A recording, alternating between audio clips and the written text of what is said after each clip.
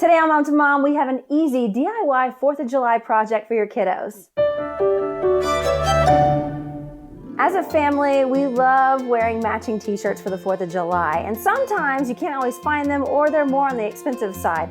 That's why I really love this DIY 4th of July hand-printed t-shirt that your kids can do, and the whole family will look great in them. So basically all you're gonna need for this is a plain white t-shirt that you can get at a craft store or Walmart, anywhere. Then you're gonna need some fabric paint, paintbrush, a cardboard box.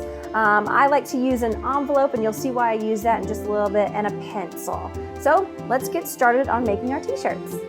So first you want to take your shirt and kind of lay it out flat on the table. Then you want to take your cardboard box and slip it in between the shirt. That way, whenever the paint goes through, it will stick on the cardboard box and not on the other side.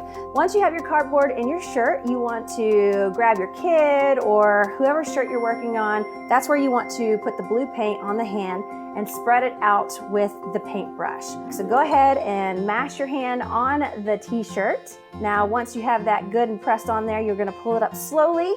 And if you need to fill in any, you can. All right, now we're gonna make our stripes. This is where the envelope comes in handy. I like to take the envelope and use a pencil to kind of outline my stripes. And you're gonna do 3 up top close to the hand, then you're gonna do 2 long ones on the bottom. Then you take your red paint and you spread it out, and that's when you can have fun with your lines. You can do it however you want. You could blotch, you can stripe up, you can do a solid line. However you want to do it, it's your shirt. Make it look the best. Once you have this done, let it dry overnight, and you have a 4th of July shirt that you and your family are going to love because you all match, and it was fairly cheap. Moms, if you have any great ideas, we'd love to hear about it. You can share it with us on our Facebook page, and we'll see you on the next Mom to Mom.